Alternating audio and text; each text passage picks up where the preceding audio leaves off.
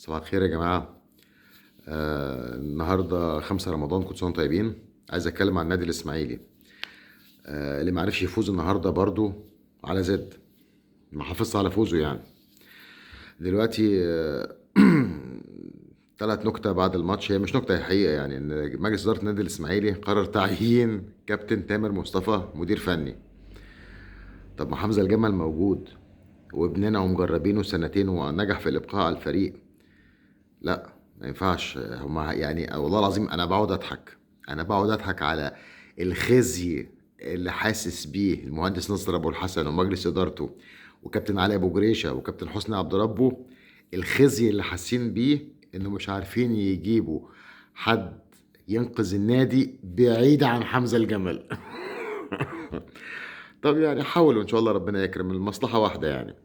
مصلحتنا احنا كجماهير، مع ان انتوا عايزين تنقذوا النادي يعني. المفروض يعني تنقذوا النادي، عايزين تنقذوا النادي. دلوقتي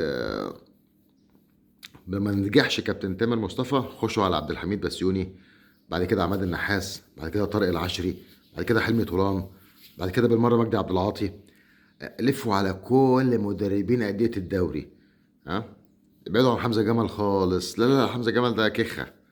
ماشي ان شاء الله باذن الله ربنا يصلح الحال.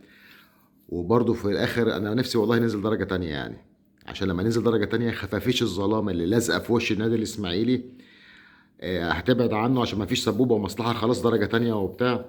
هتقل مبالغها يعني، مش مستاهله. فيجي بقى ناس محترمه تمسك النادي، يجي برضه كابتن حمزه الجمل هيجي يمسك النادي، ويجي كابتن اسامه خليل بقى مش مدير رياضي، رئيس نادي ان شاء الله باذن الله. ونطلع بقى ناخد الدوري وناخد افريقيا. احنا لما نزلنا درجة تانية في الستينات، المرة الوحيدة في حياتنا، طلعنا خدنا الدوري وخدنا افريقيا. ربنا يصلح الحال. وبعدين المهندس نصر ابو الحسن، في سؤالين قبل ما اختم يعني. هو فين المبنى الاجتماعي الجديد للنادي الاسماعيلي في ارض النخيل؟ السؤال التاني، فين شركة الاسماعيلي للاستثمار والتسويق الرياضي؟ صباح الفل.